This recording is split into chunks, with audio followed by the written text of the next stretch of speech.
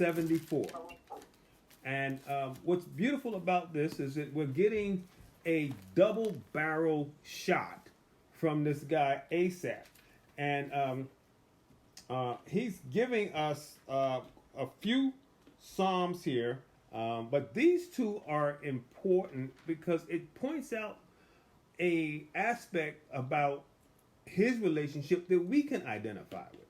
If you remember last Wednesday when we looked at Psalms 73, we dealt with Asaph, and we all kind of, and I stated, we all remember Asaph saying this. We might not have remembered that it was Asaph, but he was talking about how his foot almost slipped. And it was like, well, why did his foot slip? Because he was looking at how things were working out. He was looking like, wait, I see the unjust and the prideful person and the person that is wicked, and I see all these people prospering. And he said he was looking. Then he said I would see some godly people and how they would struggle and how they seemed to. But then he said, then he came to himself, his senses, and he realized he then began to recognize their end. And what he had to do, which is what we have to do on a continual basis, is not only focus on the natural. We have to remember this world that we're living in right now, this is not heaven. This is not the place where all the wonderful things and all the promises are going to be completely fulfilled. We will get some blessings here. We will get some promises here. We will get some victories here. But we will not ultimately bring heaven into this realm. It's not happening. This body has got to be changed. All right? We shall not all die, but we shall all be what? Changed. So if you die, you change. And if you there when the rapture comes, your body's still going to be what? Changed. And we also are told that there's going to be a new heaven and a new earth. Okay? So our ultimate confidence in what God has promised throughout all eternity is in that new revealing. Our new revealing, our new tent, our new house, our new tent, as Paul said, not made by hands, and this new environment where we have the streets of gold and we have the rivers flowing through, and we have the tree that has the leaves that are for the healing of the nation. That's where we're ultimately going. And that's where all the hallelujah and all the wonderful here on earth, if we allow ourselves to continuously try to compare, well, I'm a good person, I'm serving God, why don't I have this? Talking about health, wealth, relationship situations, kids, parents, husbands, wives, why aren't all these things just wonderful? Well, they're not going to be wonderful for everybody. Why? Because we're in a realm that still is affected by sin. So, what Asaph had to finally come to, wait a minute, Asaph had to say, wait a minute, I forgot something. I forgot, they may be blessed now, but they're going to have what? A bad ending if they don't come to God. Jesus told us, he said, set your affections on high and not here on things of earth. For the things here on earth, they moth-eaten, they rust, and people break through and steal. So, with that in mind, let's now keep in mind, as we already saw, like I said on last week with Asaph with Psalm 73, he's going to pick up on a very similar theme that we're going to hear now in Psalm 74. So let's go ahead and get the reading in for Psalm 74, and then we'll pick up on that afterwards. So let's take a listen. Psalm 74. Psalm 74, a contemplation of Asaph. Wait a minute, that's God, the wrong why version. have you cast us off forever? Why does your anger smoke against the sheep of Let me stop that one. That's the wrong version. Let me go to this one here. Psalm 74. O God, why hast thou cast us off forever? Why doth thine anger smoke against the sheep of thy pasture? Remember thy congregation, which thou hast purchased of old, the rod of thine inheritance, which thou hast redeemed, this Mount Zion wherein thou hast dwelt. Lift up thy feet unto the perpetual desolations, even all that the enemy hath done wickedly in the sanctuary. Thine enemies roar in the midst of thy congregations. They set up their ensigns for signs. A man was famous according as he had lifted up axes upon the thick trees. But now they break down the carved work thereof at once with axes and hammers. They have cast fire into thy sanctuary. They have defiled by casting down the dwelling place of thy name to the ground. They said in their hearts, Let us destroy them together. They have burned up all the synagogues of God in the land. We see not our signs. There is no more any prophet. Neither is there among us any that knoweth how long. O God, how long shall the adversary reproach? Shall the enemy blaspheme thy name forever? Why withdrawest thou thy hand, even thy right hand? Pluck it out of thy bosom. For God is my King of old, working salvation in the midst of the earth. Thou didst divide the sea by thy strength. Thou breakest the heads of the dragons in the waters. Thou breakest the heads of Leviathan in pieces, and gavest him to be meat to the people inhabiting the wilderness. Thou didst cleave the fountain and the flood. Thou driedst up mighty rivers. The day is thine, the night also is thine. Thou hast prepared the light and the sun. Thou hast set all the borders of the earth. Thou hast made summer and winter. Remember this, that the enemy hath reproached, O Lord, and that the foolish people have blasphemed thy name. O deliver not the soul of thy turtle dove unto the multitude of the wicked. Forget not the congregation of thy poor forever. Have respect unto the covenant, for the dark places of the earth are full of the habitations of cruelty. O let not the oppressed return ashamed. Let the poor and needy praise thy name. Arise, O God, plead thine own cause. Remember how the foolish man reproaches thee daily. Forget not the voice of thine enemies. The tumult of those that rise up against thee increaseth continually. All right, there we go. Now, do you see a familiar theme here with Asaph? You see how Asaph seems to, in our last psalm, if you remember, he kind of started off very similar to what this psalm was like. He's like, hey, I see some problems. But then he remembered. In this psalm, he starts off, but he remembers, but he's remembering with nostalgia of the past without thinking about that God's still in control of the present and very much in control of the future.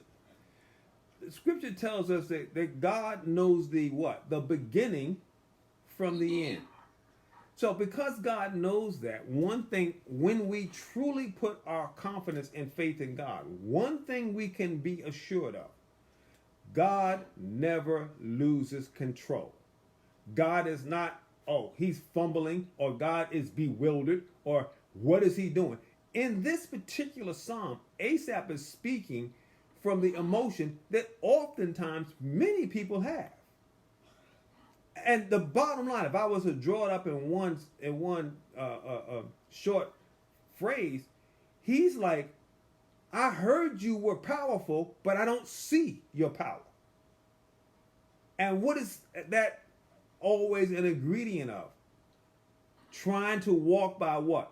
Sight and not by faith. We can go through scripture. God promised Abraham that he was going to go into this land and his descendants were going to inherit the land. Abraham didn't see it. He what? Believed it. And we can go from patriarch to patriarch about how God said things to certain ones that they never saw but had to believe.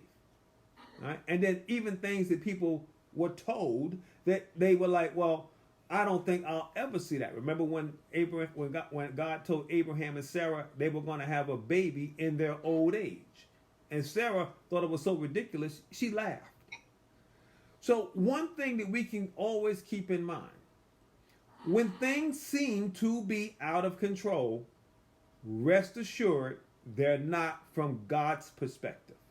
So in Psalm 74, what we see here is Asaph speaking to how sometimes we can be when we're sitting down after dinner and we watch the news and we see, look at this tragedy happen over here. Look at this problem here. Look at how they're trying to change laws and trying to change way things are, trying to change how human beings, do things.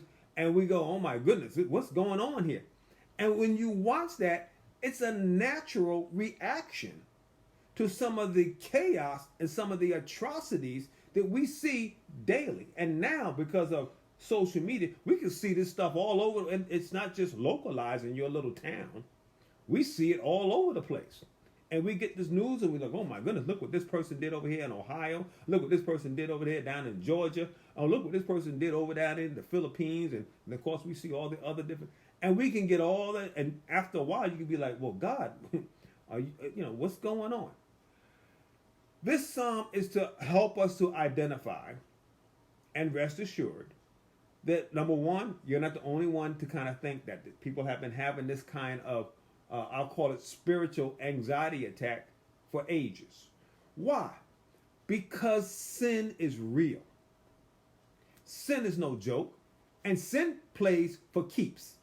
Sin is not just trying to find out what it can do. It's throwing its best punch and hitting with bad intentions. That's what sin does. It's a means in which you can actually be destroyed. You can be knocked out of your spiritual comfort zone if you allow sin to hit you in the area where you lose faith or confidence in God. And most of the time, we do. See, we're in that battle. And if I try to draw the analogy of a boxing match, you are going to be hit by the world. You're going to be hit by Satan. And dare to say that you're going to also hit your own self. You're going to punch your own self in the head sometimes. So we got to get victory over Satan, the world, and self, the flesh. And it is easy to become confused or discouraged if we allow any of those to get an upper hand. So let's analyze ASAP here. We'll see ourselves in here, but also we can see where God definitely has the victory in each of these things that he brings up. But let's take a look. In verse 1 of Psalm 74, he starts off by saying, "O God, why hast thou cast us off forever?" Okay, not a true statement. That's a statement of what? Frustration. Why is he frustrated? Well, let's just think about it. Remember the storms that hit Florida earlier this year? And you saw them homes that got wiped out? Can you imagine a person that's believing and trusting in God going, well, God, why did you just not save my home? Could a person say that? Of course they can. Would they lose their soul for saying something like that? No. What does that speak of? It speaks of the true dual aspect that we are trusting God in our spirit, but we still have a fleshly, human side that hasn't been completely transformed. We are transforming. Our spirit and our soul is already connected to God. Our flesh is trying to hang on, but we know the flesh will return to the what? To the dust.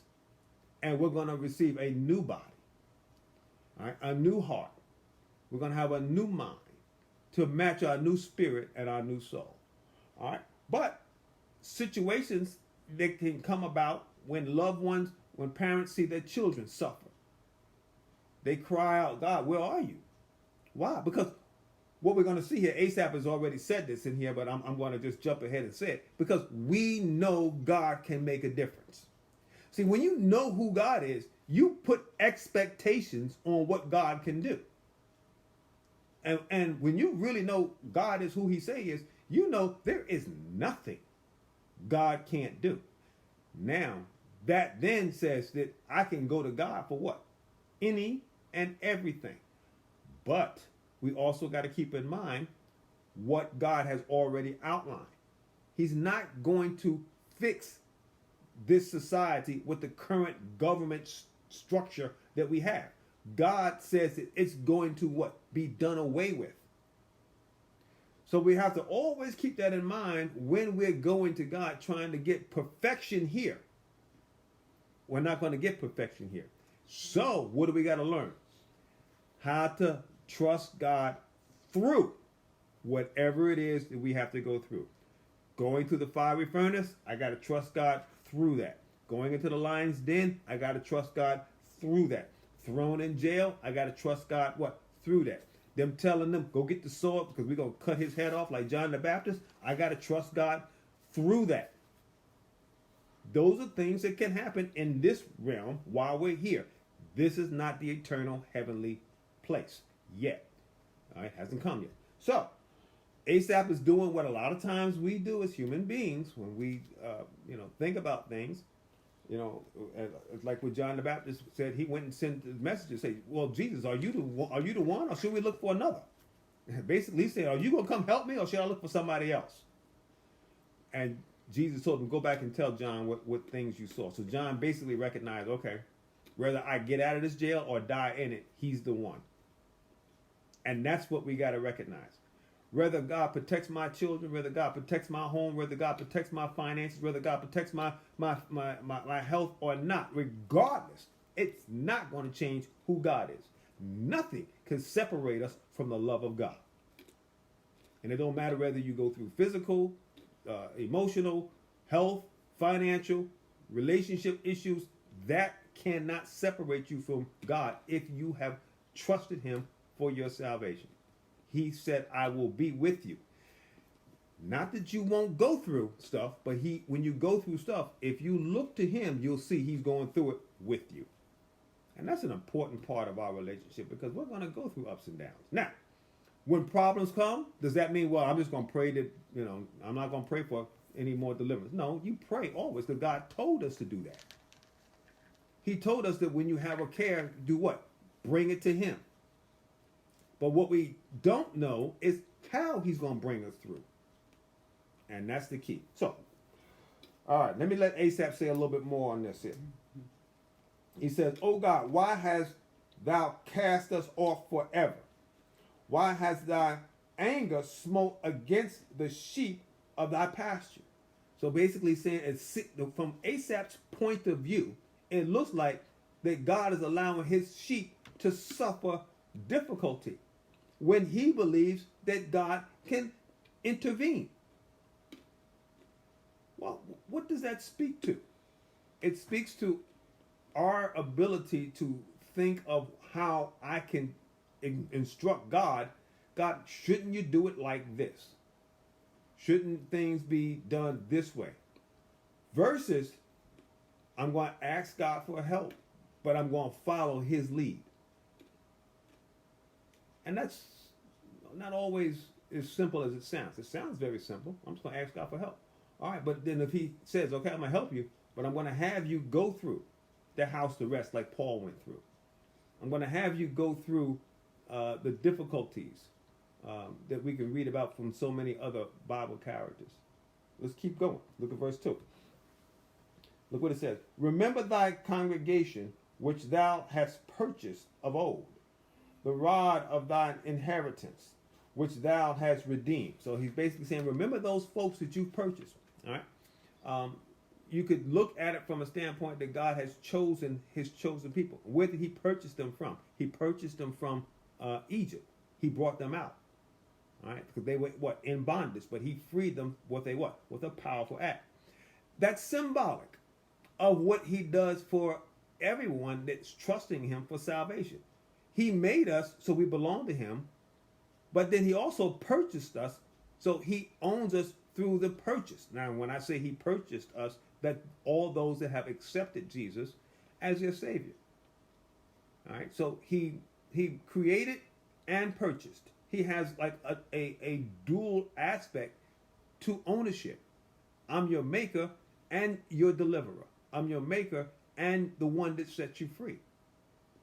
All right. The issue that we have is that even though we are all created in the image of God, we are still, because of initial sin, born in sin and shaped in iniquity. We have a realm to move out of. Israel had to move out of where? Egypt. If they didn't move out of Egypt, they stayed in what? In bondage. So there was a moving out that had to be done, and that moving out is done by God. Now, when God purchases you and brings you out, a lot of times, like when he told the people in Egypt, I'm going to bring you to a what? A land of milk and honey. Okay, that's where they're going. Now, when they came out, did they go immediately to the land of milk and honey? No. They went through the wilderness. And in the wilderness, they had dry ground, they had no water, they had nothing to eat, they had all different, and they always had to go to God. But yet, in their mind, they're like, well, aren't we going to the land of milk and honey? Why do we go to this dry place where there is no water? That's part of the process that sometimes we don't like, nor do we want. But God sees it as necessary, not only for them, but in a metaphorical aspect. Their lives speaks to our life. When we go to God, we know God can deliver and can bring it. Yes, he can, but he's got to bring you through stuff. Why? So you can get to know who he is. You can get to understand what he can do. And not to look at God as some magical genie that's going to give you whatever your appetite craves for. He's trusting in you to build a relationship. You got to learn to love God. Jesus told the 5,000, he said, the only reason you guys are following me, when I say the 5,000 that he fed, he said, the only reason you guys are following me, not because of the miracles I can do, you're following me because your bellies were filled. We got to break out of that kind of relationship. I'm following God because of what he can give. That's not loving God. Because the scripture tells us we should love the Lord thy God with all our heart, with all our mind, with all our strength. All right. Now, and I don't know anybody that's able to do that all the time. But that's why we learn to what? Put all that we can do in Jesus. And he what? Fulfills the rest. He fulfills it all. All right. So, but he says, you know, I seen the congregation. You brought them out. You brought them up to Mount Zion, wherein thou dwelt. You brought them right out of Egypt, right to where you were dwelling, right where you gave them the commandments. You let them hear your voice. Look at verse 3. Lift up thy feet unto perpetual desolation, even all the enemies that had done wickedly in the sanctuary. So he's like, you know, I've seen many people maneuvering and doing, and even people that were in your presence, in the sanctuary, that still done wickedly. You dealt with them. Well, when they were in the wilderness, we could think of Korah. Remember Korah, how he went against, and different ones that complained against Moses and talked about the way. Remember Balaam, right? You know, he came in there, and so everybody that was in the wilderness that was speaking on the things of God were not always for what God wanted. The scripture says Balaam was a prophet for what? For hire. He enjoyed the filthy lucre or the money. Korah wanted to be in control. I want to tell God, or basically he said, I want to tell Moses what to do. But Moses was getting his instructions from who? From God. So yes, you can get all this corruption, even wickedness in the sanctuary, in the place of God, at the mountain, at the place where God has given the commandments. Let's keep going. Look at verse 4. Thine enemies roar in the midst of thy congregation. They set up their ensigns for signs. All right, so they're trying to set up means and recognition to draw the attention. That's what a sign does. It's something that grabs your attention. And we can see, you know, what was one of the obvious signs when Moses was up getting the commandments. What was that image that you could see that they created? The golden calf. All right, we don't know what's going on with Moses, but when you feel like you need some help, here's something you can look at that you can actually see. Tangible. But see, that's the problem. If we want to continue to walk by sight, we're going to miss out on what God can give. We should walk by what? Faith and not sight. But to walk by faith means you got to believe that God is who he say he is. And the scripture tells us that without faith, it's impossible. Not difficult, not hard, not a struggle. Without faith, it's impossible to please God. And we're going to try to break that down because that's an important aspect to this particular chapter. We got to have faith in God, even when we see the chaos, even when we see stuff going that we like, Lord, what's going on here? You can go, if you read the book of Jeremiah, you can see when God had told them, I'm going to allow you guys, when I say you guys, the Israel and Judah, to be captured by Babylon because of your sin. Now, I'm not going to reject you. I'm still going to be your God. But I'm going to allow Babylon to come in and capture you because of the previous sin of your fathers. And now you're going to be in captivity in Babylon for 70 years. And Jeremiah was telling them, listen, just go with it. Go with the punishment that God is giving you. And after the 70 years, you're going to come back out and you'll come back into the land. So, but since you're going to be in the land for 70 years, when you get to Babylon, go ahead and build your houses, plant your vineyards.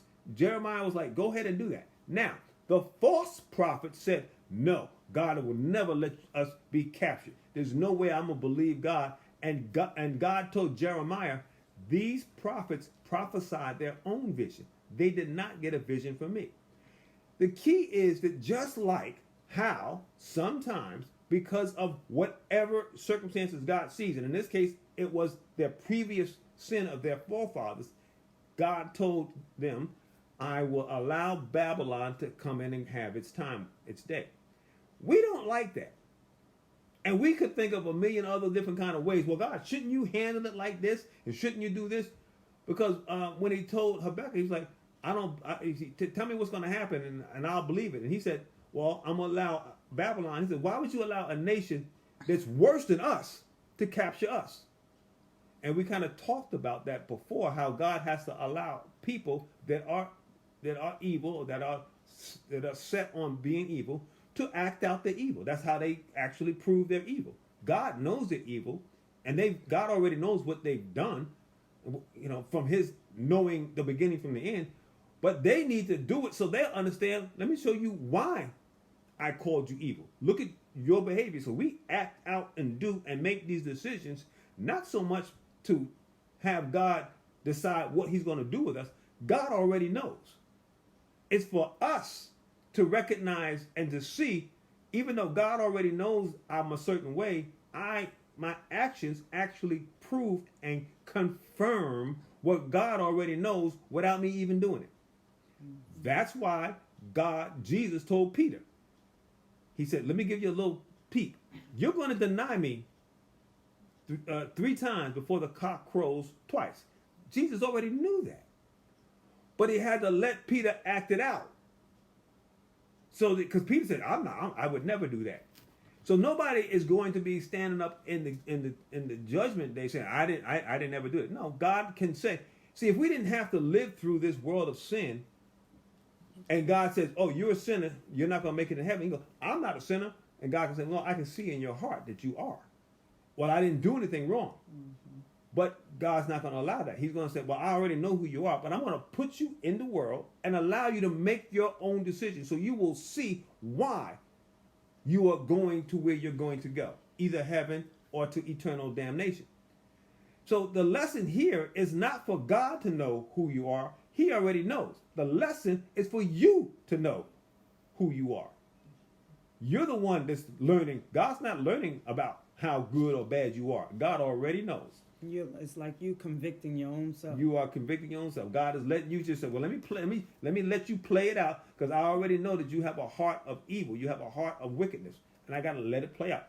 So a lot of times when people say, well, why does God allow sin in the world? Why is there so much tragedy in the world? Why? Because God already knows all of this, but he's allowing it to play out so that there will be no excuse. Nobody can say, I didn't do, or I didn't say it. Or you're just doing that to me because you know all things. Why don't you let me actually do it? Well, guess what he's doing? He's allowing us to actually do it. Do you get a chance to make the choice that God already knows you're going to make? Just like Jesus told Peter, you will deny me. And Peter said, no, I won't. Who's wrong or right? You know Jesus is not right. I mean, not wrong. You know Peter's wrong. So the minute Jesus tells Peter, you're going to deny me, if we actually had confidence in God to that degree, we would say, oh, wow, I'm going to do that. And he's right. I don't know how I'm going to do it, but I know I'm going to do it. But that's not how we are. Or ask God for help. We don't, yeah, or like Penny said, she said, oh, I ask God for help. But we don't do that. What we end up doing is putting confidence in our own self rather than confidence in God. So, Asaph is going through this struggle here because he's trying to understand, why are these things happening? And God's like, I have to allow them to happen so you will know and people will know who they actually are, because I can tell you, well, you're a good person, you have a good heart, and you're going to end up in eternity. And you can say, wow, you know what? Because somebody would have told me that back when I was younger, before I really got to know God, I'd be like, I don't know if y'all really know me. And it's just really a situation of, are you, not so much, and let me rephrase that. It's not that you're good, it's that you trust and have faith in God.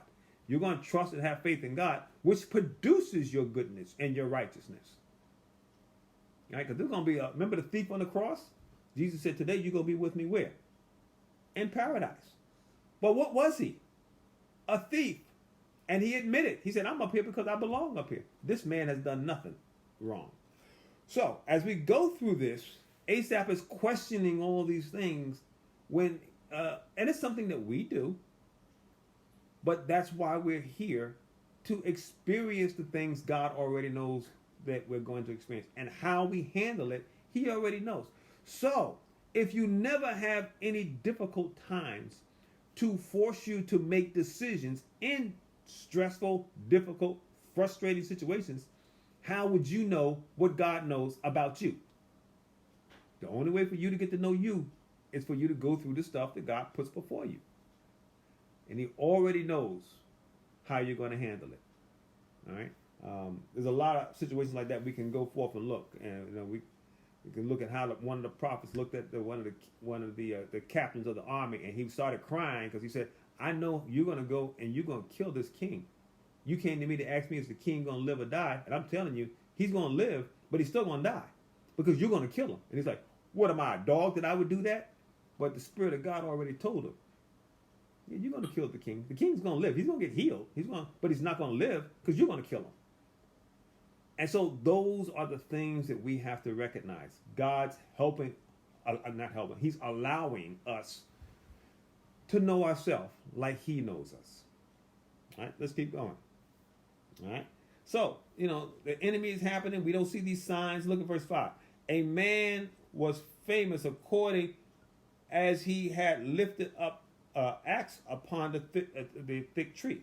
So a man is, he's out there doing stuff and cutting down trees. But look at 6. But now they break down and carve works thereof at once with axe and hammer. And what are they doing? They're carving works, and they're doing what? Creating idols, things to worship. Right? I'm gonna set up this carving, and I'm gonna call it my God. Right? Why? Because it's another sign. It's another a symbol or ensign that we can look to. Well, we shouldn't have to look at things. We should learn to what? Trust God. But oftentimes we want, people want to have an image. But God told us, don't worship anything that we see. Don't worship the sun, the moon, the stars. And then he also said, don't make any graven images or likenesses of God, that you would worship it. All right, but let's keep going. Verse 7. They have cast fire unto thy sanctuary. They have defiled the casting down, the dwelling place of thy name to the ground. So what does that mean? They're defiling the place of worship. Places that we used to go to lift up thy name are now being destroyed. And when we look at this, we can look at this even from our standpoint. Worshiping God doesn't matter about a particular place. It's just a matter of what you choose to use where you are. An example that we can point to is prayer in school. Okay, we used to pray in school. Remember that? Well, we're going to take God out of that. We're going to burn that out. We're going to get rid of that. We're going to remove that completely. All right? And then we're going to take out, now you can't even, okay, I'm not going to pray, but I'm just going to wear a shirt that says Jesus saved. and I'm going to wear it to school. Well, you can't do that either, because it's called proselytizing, and they don't want any of that stuff. And so basically, when you take God out of any place that once was a place where it was a sanctuary for the word or the presence of God, and that's been removed.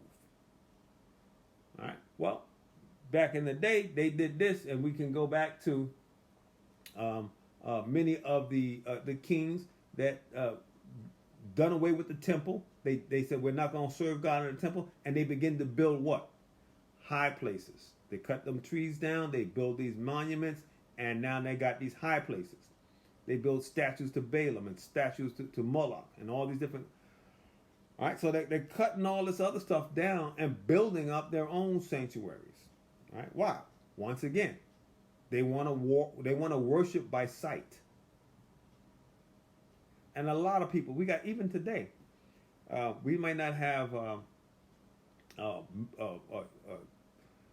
high places of Balaam and Moloch, but we got high places of bank accounts, because a lot of preachers telling you got to go and your high place is how high is your bank account.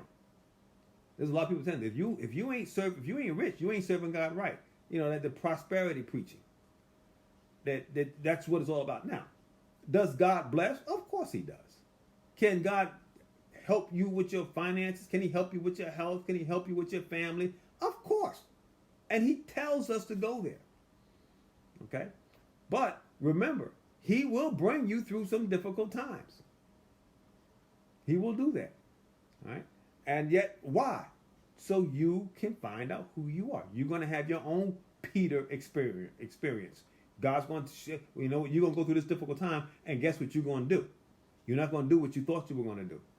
I'm never going to let God down. I'm never going to, well, you better pray. What did Jesus tell Peter? He said, what did I do?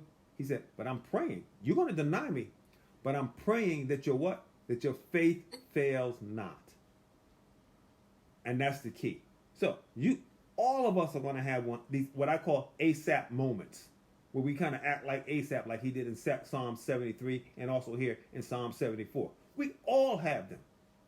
But do you hang on to your faith when you get beat up by the world, when the world hits you and you just like, Lord, can I just know or see or touch or feel? We're looking for something, like a mama's hug type of thing. And God will bring you through regardless, as long as you always say, well, you know what, regardless, I'm never going to deny Jesus is Lord. I'm never going to deny God is the God of God. I'm never going to deny that God is the head of the world, head of the universe. I'm never going to deny that God has brought salvation. Now, we may have frustrations about a particular deliverance. I lost the house. I lost my health. I lost my finances. We're going to have all our ups and downs about that. But what do you think about God?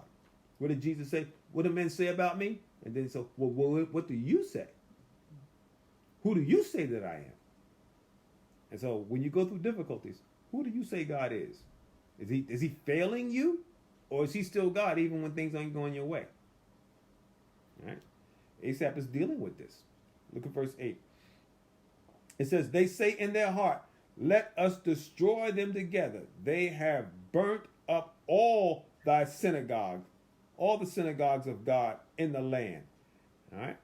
So we see a fight against the things of God. We're going to tear down and burn up anything relating to God. We see this already in society. Right? Anything relating to God, they want to burn it up, get rid of it, get it out of society. We don't want it in the common conversation of the day. Well, what is that going to do? Well, it's not going to stop me from trusting God. Right? Verse 9. We see not our signs.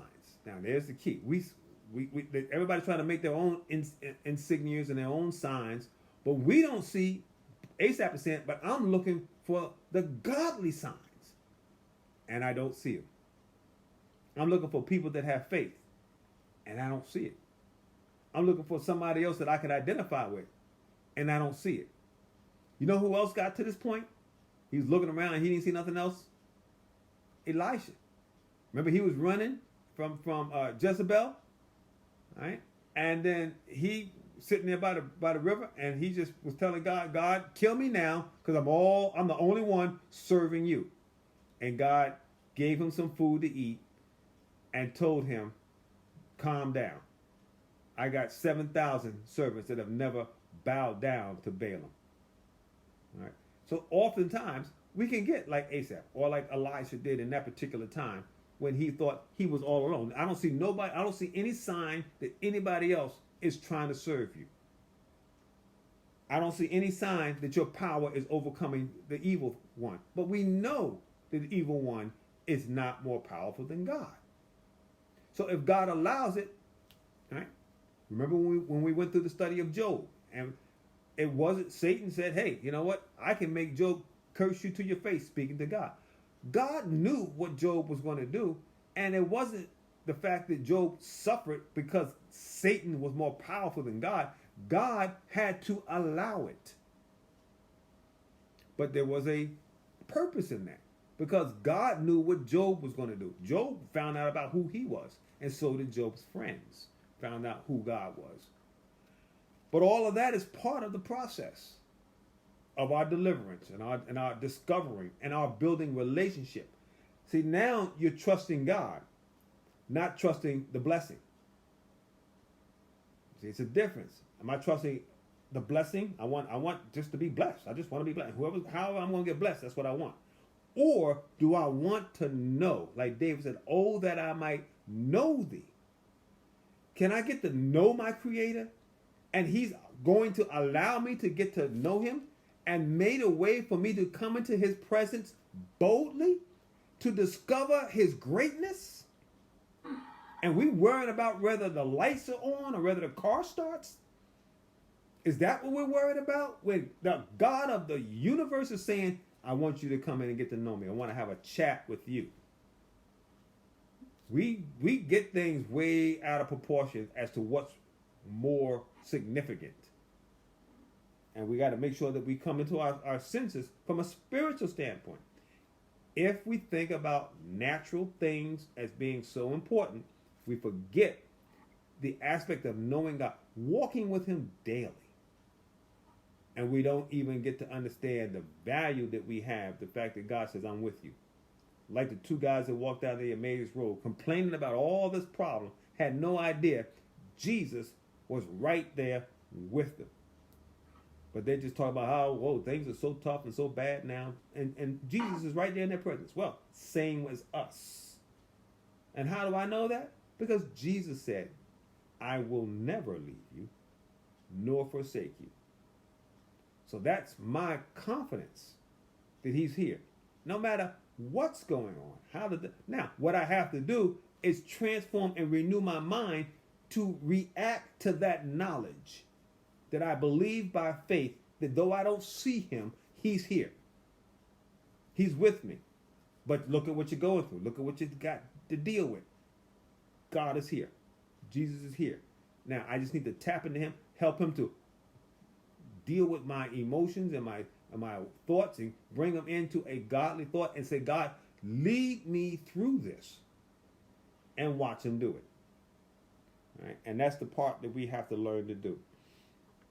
So we see not our signs. There is no more any prophet. All right? Like we said, like what Elisha said. There's nobody else like me. There's nobody else worshiping you. And sometimes we got to recognize there are people that are really seeking God. You can turn on your TV and look at all these different, so-called televangelists, and you can think there's nobody really wanting to know God, but that's not true. There are millions of people seeking God, all right? And we got to recognize that. So, though you may not see anybody, by faith we know that God says that he has a following. Jesus said, my sheep know my voice. Neither is there any among us any that knows how long. So we don't have a prophet, nor do we have anybody that can tell us, well, let me tell you, you're going to, like Jeremiah said, you're going to be in captivity by Babylon, but it's going to be for 70 years. So do we got anybody now that can tell us what it is that's going to happen? Well, what do we need to know that for? So we can begin to what? Well, I'm going to hunker down for this amount of years and move on. What the Lord wants us to do is to hunker down and trust God every day, regardless, whether you're going through good or bad. Always trust God, and that's the scary thing, because see, the blessing and the good days and the profitable days are the days where you can become lax, and you're like, well, life is good. Do you trust God? Did your car gonna start? It don't matter, because I got 3 cars. That one don't start, I just go to the next one. Now the guy that only got 1 car and it's an old car, he's praying, Lord, just pray that my car just work good. I get the money to fix it. So sometimes our ability to lean and to trust on God can vary depending on how much we actually have to trust Him for. Jesus said, if you know something's going to be, what do you got to have faith for? So our faith sometimes has to be strengthened because of the difficulties. Right? And sometimes, but we don't like hearing that. We don't like that. So he says, O God, how long shall the adversary reproach? Shall the enemy blaspheme thy name forever? No, that's not going to happen. Is this world going to continue going on the way it is now, where everybody... No, it's going to come to a what? An end. It's going to have an end. All right? It's going to happen whenever God says it's going to happen. And sometimes we're like, well, God, how much longer? When is this going to happen? When is it? What do? We trust God. Jesus said, the scripture tells us we don't know the day or the hour. So what do? We trust God every day. Trust Him every hour. Because we don't know the day or the hour, so we trust Him every day and every hour. That's an important aspect. Look at, it says in verse 11. Let me finish verse 10. Shall the enemy blaspheme thy name forever? Okay, I said that. Look at 11. Why withdraweth thou thy hand? Wow. Now basically he's saying, why aren't you doing anything? Withdrawing your hand. I don't see you doing anything. Even thy right hand. The hand to be able to handle unjustness, to handle things in a right way. Pluck it out of thy bosom. And so look at the picture Asaph is saying. He's saying God's sitting up there like this, just holding his hands up in his bosom, just sitting there. And what Asaph is saying, take your hand out of your bosom and do something. Right? Can we get there? Sometimes, but come on, man. I mean, at some point we gotta attach faith to that and see. That's why I often call these, when you get into these moments, you're in your Asaph moments. Okay, you're kind of going through the mindset that Asaph goes through. We'll see some more of that in some more of his writings here. All right, but look at verse 12. For God is my king of old. Okay. See, if he had just said, "For God is my king," I'd be like, "All right, he's holding on." But he says he's my king of what? Of old. Past tense. Exactly. So it's like, okay, but are you trusting him now and for the foreseeable future? Well, let's let him answer the question. Working salvation in the midst of the earth. All right. So he knows what? He knows God is the God of salvation. He's not confused about that. And neither are we. When we talk about salvation, we always tell people, you got to go to God. But what about day-to-day deliverance and day-to-day comfort in Him? Regardless. And I'm not saying comfort because you're comfortable. I'm saying comfort because you know He has everything under control. That level of comfort. But he keeps going. And look what he says. I know you're the God of salvation throughout all the earth. Look at 13. Thou didst divide the sea. Now he's going to show. This is what I remember from old. I remember you being this kind of God. Not that you are this God and can do it now, but I remember this in the past. I'm thinking about you from a nostalgia standpoint. Oh, how good it was in the old days. Wow, did we get comfortable saying something like that? Ooh, God was working bad and mighty back in the day. Well, he's still working good today too. We just got to keep that in mind. But look what he says. Look at all the stuff that he remembers from old. Thou dividest the sea by thy strength. Okay. God is still strong. Thou breakest down the head of the dragons. God can still resist and reject and rebuke the dragon or the devil in the waters. Thou breakest the head of Leviathan. The Leviathan is a serpent, descriptive sea monster. There's also a type and metaphor of Satan. God can still handle that. You break him in pieces. Thou giveth him to be meat unto the people inhabiting the wilderness. All right, God was able to take the defeats and the struggles and the frustrations that the enemy would try to bring upon the children of Israel while they were in the wilderness, and they ended up getting what? Water from a rock, quail, manna, all this stuff in the wilderness. They didn't plant that manna. They didn't dig those wells. That water came out of a rock. Right? But God did it. So God, and he's like, well, I remember all this wonderful stuff. But he's what? Reminiscing about what he's seen of old. But I'm jealous because I don't see that what? Now, today, in my own problem, in my own situation. 15. Thou didst cleave to the foundations, and the floods did dry up a mighty river. I remember you parting the Red Sea. I remember you parting the Jordan River. You know, I remember you doing all that, God of old. You're a powerful God in these old stories. But wait a minute, is he a powerful God in today's story? Is he a powerful God going forward? He's the same. He's the same. Yesterday, forever. That's right. He's the same. 16. The day of thine and the night also is thine. Thou hast prepared the light and the sun. You control the sun, the moon, and the stars. So he's believing all of that. You know what this reminds me of? Remember when Lazarus died and Jesus waited? Now, why did he wait? He let the man die. Okay? And that's the point we don't like and we don't get. That God will allow this difficulty to happen. But then when he did show up, I tell you, Martha and Mary were like, oh, if you had been here, my brother would not have died. And Jesus said, did I not tell you that I am, what's the phrase he used? The resurrection. Thank you. I am the resurrection.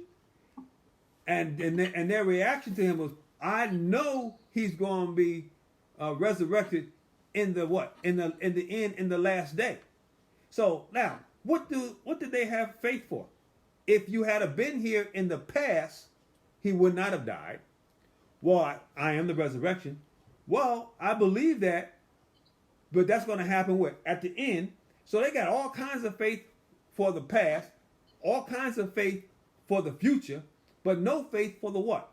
The right now. And then Jesus just had to say, you know what, just roll away the stone. Let me show you what I want to do. And that's what we have to keep in mind. When we see Asaph's words here, it helps us to understand that there is somebody got an echo here.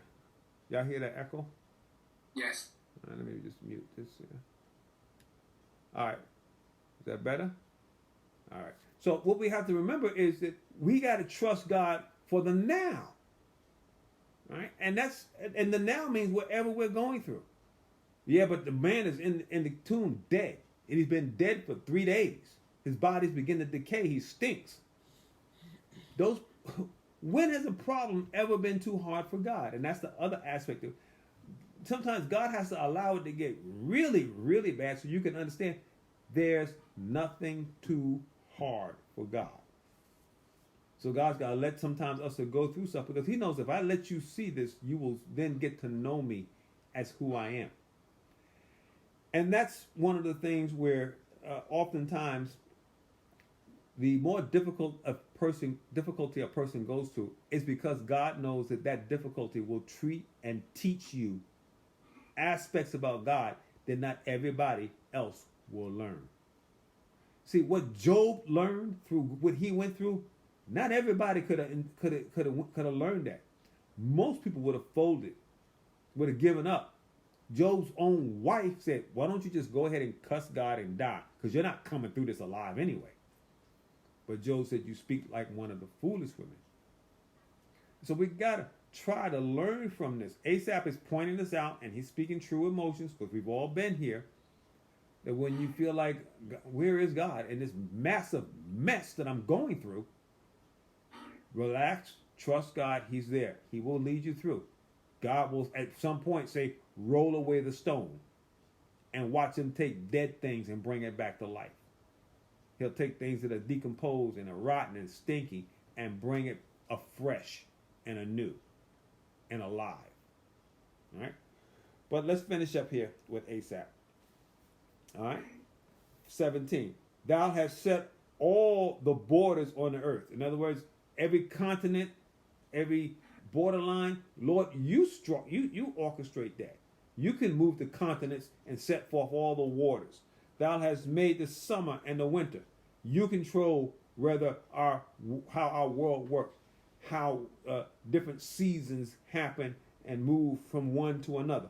God's in control of that. 18. Remember this, that the enemy have reproached, O Lord, and that the foolish people have blasphemed thy name. So he's saying, do you remember that there are people that don't care for you, God? Of course God knows that. That's why he allows foolish people to act foolish. That's why he allows wicked people to do what? Wickedness. Because like I said before, the foolish person, to be able to say that I know you are foolish, but I got to allow you to do your foolishness. The same thing with the wicked. The wicked have to do wickedness. The thing about when wicked people do wickedness, they have to do wickedness to people that are oftentimes innocent and unable to stop their wickedness from happening. But God has to allow wicked people to do wicked things. For what? So they can be shown you made wicked decisions. Though I knew you would do it, he allows them to know themselves. So they'll be able to recognize, yes, that's who I am. All right. 19. Oh, deliver not the soul of thy turtle dove unto the multitude of the wicked. So don't deliver the harmless, the helpless, to those that are wicked. But unfortunately, we see that happening all the time. We turn on the news and we see children that are abused by very wicked people. We see innocent people that are just going around their daily activity, getting shot and stabbed and mugged, and we see that. God is still with. You say, well, I don't understand why God. You can say God is with people when they're getting shot and stabbed and mugged. Because God doesn't just deal with the here natural self. He deals with the spiritual and the future and the eternal. And that's part of the equation that we don't get. Plus, if I could explain it completely, I'm trying to give you some things to think on, but I don't. My answer is I don't have a complete, full answer, because if I could answer all of why God does that, guess what? I would sit next to God and give him advice. I don't know it all. So therefore, there are things that God does because he is God that have to be above my head, above my rationale, above my thinking. If God did everything at a level that I could understand it, then me and God would be equals. But we are not. So therefore, he has to do things that are mysterious and confusing to me, because that's what makes him God. So then how can you relate to somebody that's that high? You relate to him by one thing: faith. I trust him regardless. I'm going to have faith in God, whether I get it or not. Whether I can do the math and it adds up, or whether I'm just as confused as I can be. But I might be confused, but God is not. That's the faith I have. God is not confused. God has not lost control. God is not fumbling societies day by day. He is allowing things to go according to how they need to go, so everybody will get to know who they are and get to know whether they need God. And if you are a person that you recognize, you know what, I'm a mess, I need some righteousness, you will go to the provider of righteousness, which is Jesus Christ. But if you think you can do it all by yourself, you're going to go through this life trying to do it all by yourself, and you will find yourself lacking. All right, finishing this up. 20. Have respect unto the covenant, for the dark places of the earth are full with the inhabitants of cruelty. Well, we know that. That's what people do. Jesus told us that people love darkness rather than what? Rather than light. 21. Oh, let not the oppressor return ashamed. Let the poor and the needy praise thy name. So he's saying, I would like to see the oppressed, the poor, and the needy do better. Well, guess what? They will. You might not see it here. You might not see it on this side, but they will. Long as they what? Learn to trust in Jesus. Because see, Jesus told us on while we're here, guess what you're going to have with you always? The poor. He said, the poor you're going to have with you always. You can always do good to help somebody.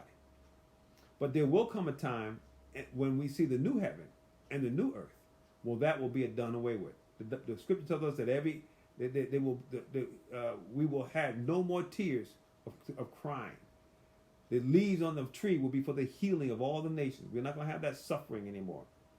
Let's keep going. 22. Arise, O God, plead thy own cause. So he's telling God, get up. God, get up, man. Do something. No. What we need to do is trust God. Now, why is Asaph's psalm so important here? Because it helps to showcase how we are sometimes in our relationship with God. It's just an honest plea. Asaph is being honest. This is how I feel. And we have that sometimes. We can feel like, I don't think I understand what's going on. And that's okay. Because you're never going to always know what's going on. So he says, arise, plead thy cause. Remember how the foolish man reproaches thee daily. Asaph wants you to deal with the foolish person and leave the oppressed and poor and needy person alone. And God's like, don't worry, I got this. You just don't understand it from my perspective and from my point of view. So what do I need to do? I got to have faith in God. You see how it always boils down to faith in God? It's so important that we trust him. Our final verse. Forget not the voice of thine enemy and turmoil of those that rise up against thee, increasing continually. All right, so he's saying, remember these people that are against you. Remember these people that fight against you, that go out and try to do all kinds of mischief. God already got this. So oftentimes our advice to God, and this is what Asaph is giving to God, some advice, is stuff that God just needs you to just, okay, let you just hear yourself speaking. Now, when we get back into some more writings of Asaph, we're going to see he kind of deals with some of that stuff like he did in Psalm 73. In Psalm 73, he started off like, oh, wow, I was ready to quit. My foot almost slipped in Psalm 73. And then he said, but I came to my senses and I remembered their end. Well, here he needs to do the same thing here. And this is an instruction to us that we need to recognize that if we feel this way, understand that it's a human action. It's just part of just being in a simple world desiring perfection. Well, what you are desiring is attainable, but it's not attainable here. It's attainable in eternity. So therefore, if you want to have all of this stuff done, you got to get to eternity. Well, how are you going to get there? You got to get there through Jesus, because you don't want to just get to eternity in any old kind of way. You want to get to eternity with peace with God, not wrath of God. Because there are certain people that will spend eternity away from God, and you don't want that. You want to spend eternity with God. We want to be part of the church or the bride of Christ. All right? And we got to make sure that that is what we do. All right. Any other comments or questions? We're going to stop here. If not,